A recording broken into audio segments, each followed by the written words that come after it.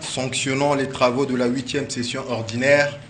dite budgétaire du Conseil départemental et municipal de Pointe-Noire, tenue du 3 au 12 mars 2020. Convoqué par arrêté numéro 085, barre DPN, barre CPN, CDM, BE, PS, du 26 février 2020, le Conseil départemental et municipal de Pointe-Noire s'est réuni du 3 au 12 mars 2020 dans la salle des mariages de l'Hôtel de Ville en sa 8e session ordinaire, dite budgétaire, sous la direction de M. Jean-François Kondo, son président. Il avait à ses côtés M. Pierre-Justin Makosso, Germain Bemba Bantimba, Stanislas Martial Odzébé, Louis-Gabriel Missatou, respectivement premier et deuxième vice-président,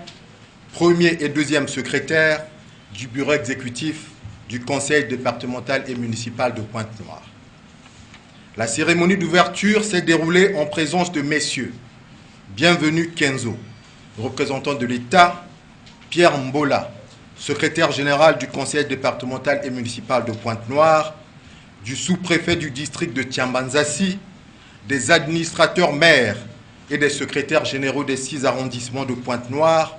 du district et de la communauté urbaine de Tiambanzassi, des directeurs départementaux et municipaux, des responsables de la force publique, des entreprises et des administrations publiques de la place. Dans son mot introductif, le premier secrétaire du bureau exécutif a indiqué aux conseillers départementaux et municipaux les 6 affaires inscrites au projet d'ordre du jour de la session, ainsi que les 3 communications qui y seront faites avant d'inviter le président du conseil départemental et municipal, député maire de la ville, à bien vouloir prendre la parole. Prenons la parole pour son discours d'ouverture. Le président du conseil départemental et municipal, député maire de la ville de Pointe-Noire, a indiqué que la 8e session ordinaire, dite budgétaire du conseil départemental et municipal, qui s'ouvre ce jour, permet d'examiner une série d'affaires importantes, à savoir le projet de programme d'investissement, le projet de budget primitif exercice 2020, le programme d'urgence d'investissement financé par le gouvernement. Il a précisé que ces affaires font l'objet d'une attente par les mandants au regard de l'état physique de la commune, perturbé par les pluies diluviennes qui ont annihilé les efforts déployés par le Conseil dans le cadre de la campagne saison sèche 2019. Il a noté avec satisfaction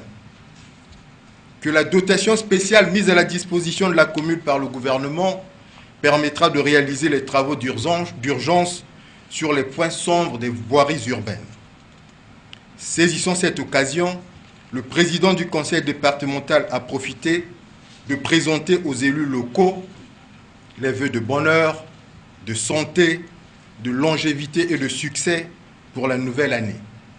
Ensuite, il a exprimé sa reconnaissance aux représentants de l'État pour son encadrement, son soutien et sa présence constante aux assises du Conseil et lui a souhaité la très cordiale bienvenue. Le président du Conseil départemental et municipal, député maire de la ville, a informé l'Assemblée locale qu'en application des instructions du ministère de tutelle, une partie du temps de travail sera réservée à la formation des élus locaux sur le fonctionnement des collectivités locales en vue de renforcer leur capacité dans la gouvernance des affaires de la collectivité. C'est à ce titre qu'il a remercié le ministre de l'Intérieur et de la décentralisation pour avoir instruit les exécutifs locaux sur cette activité d'encadrement et d'appui technique permanent aux gestionnaires des collectivités locales. Rappelons aux élus locaux les conclusions du rapport de la commission chargée de détecter les causes endogènes et exogènes des contre-performances constatées sur le rendement de certaines recettes municipales, qui a recommandé au bureau exécutif, lors de sa 6e session ordinaire, tenue du 14 au 23 mai 2019, d'organiser un débat d'orientation budgétaire pour réfléchir sur les projections du budget de la commune exercice 2020. Le chef de l'exécutif local a fait remarquer que le projet de budget exercice 2020, soumis à l'examen des conseillers, s'avère un budget de conjoncture qui correspond à l'environnement économique et financier du pays, caractérisé par une crise profonde dont les causes et les effets dévastateurs sur les finances des collectivités locales sont connus de tous. Il a souligné que compte tenu de cette conjoncture économique difficile, le bureau exécutif ne s'engagera pas dans des travaux neufs, mais orientera plutôt son champ d'action sur des choix raisonnables en fonction des ressources propres de la collectivité. Il justifie ce choix par la prudence pour permettre au bureau exécutif de continuer d'assurer la mobilité urbaine à travers le Pointe-à-Temps, la poursuite et l'achèvement des travaux engagés en 2019 et la réhabilitation de certains ronds-points de la ville. Il estime que la poursuite de l'œuvre de construction et de modernisation des équipements sociaux de base dépend du rétablissement en cours des équilibres macroéconomiques nationaux